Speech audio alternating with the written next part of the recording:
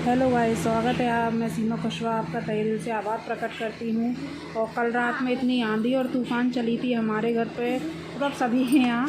तो देखिए कितना कचरा हो गया है, पूरे आंगन में इतना कचरा फैल चुका है, जैसे देखकर तो मैं दंग ही रह गई।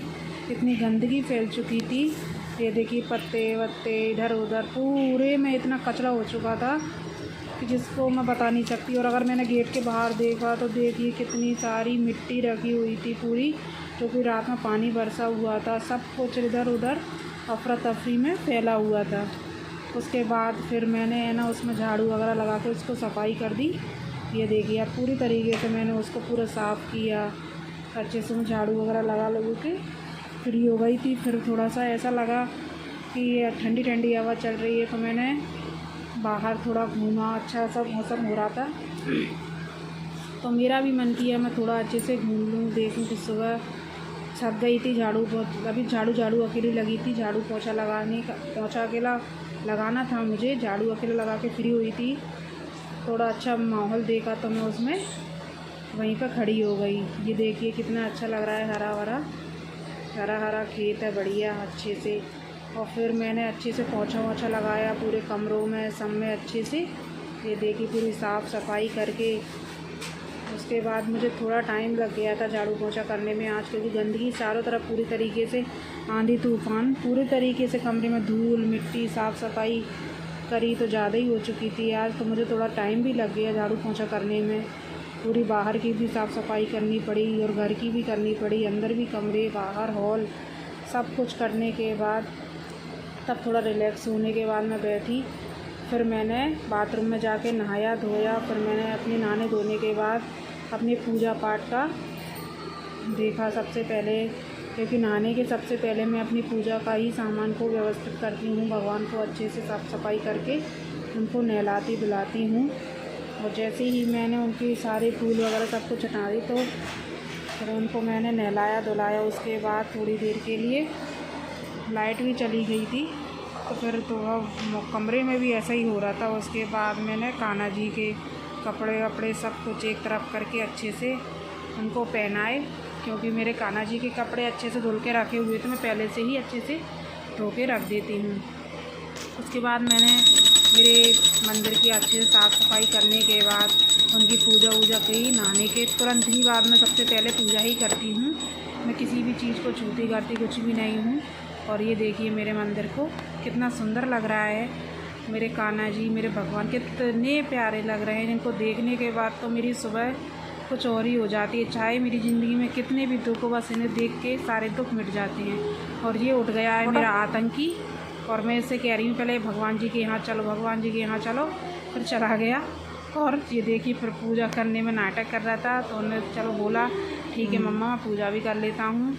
फिर उसके नाटक वाटक करने के बाद जो भगवान जी का प्रसाद चोरी कर रहा है, इसने सोचा मम्मा देख नहीं रही, तो धीरे से इसने प्रसाद भी भगवान जी का खा लिया। ये देखिए ये बहुत चोरी करता है, मतलब कुछ भी रख दो प्रसाद पूरा खा लेता है। उसके बाद मैंने चाय वगैरह, तब फिर मैंने सोचा क्यों ना कुछ बना लिया जाए। तो आज मेरे घर पे कुछ सब्ज़ी ज़्यादा थी नहीं, मतलब मैंने एक लौकी रखी हुई थी, तो फिर सभी को थोड़ी क्या है हरी हरी लौकी अच्छी लगती है, तो मैंने उसको लौकी को अच्छे से काट पीट के धो लिया था। और धोने के बाद उसमें छौंका वौंका लगा के अच्छे से उसको तैयार की। और फिर जैसे ही मैंने कढ़ाई में तेल वेल डाल के रखा, कढ़ाई को अच्छे से तेल में गरम करके, ये देखिए मैंने कढ़ाई रख दी उस पर अच्छे से। फिर मैंने तेल में धुआं निकला तब मैंने उसमें डाला जीरा, क्योंकि हम सरसों का तेल यूज करते हैं, तो जब तक उसका तेल नहीं उसका धुआं नहीं निकल जाता ना, तब तक उसकी गंध सी रह जाती है। फिर उसमें प्याज और मैंने हरी मिर्च डाले। फिर उसमें मैंने अच्छे से उसको पका के जब तक भून नहीं गए वो दोनों चीज़ें अच्छे से, ये देखिए पका ली इनको पहले मैंने। फिर इसमें मैंने नमक और हल्दी भी डाल दिया। नमक और हल्दी डालने के बाद थोड़ा इनको भी अच्छे से मैंने धीमी धीमी आंच पर पकाया, क्योंकि मसाला जलना नहीं चाहिए। ये जला हुआ मसाला फिर क्या सब्ज़ी का टेस्ट बिगड़ जाता है। फिर इसमें मैंने डाली लौकी जो मैंने काट के रखी हुई थी अच्छे से। लौकी को काटने के बाद 2-5 मिनट के लिए मैंने इसको भी मतलब मैंने धीमी धीमी आंच पर ही अच्छे से भूंजा, क्योंकि ज़्यादा तेज़ आंच पर अगर भून देते तो उसमें कालापन या मतलब धब्बे धब्बे से आ जाते हैं। इसलिए मैंने सब्ज़ी को भी धीमी धीमी आंच पर ही इसकी भुनाई कर दी।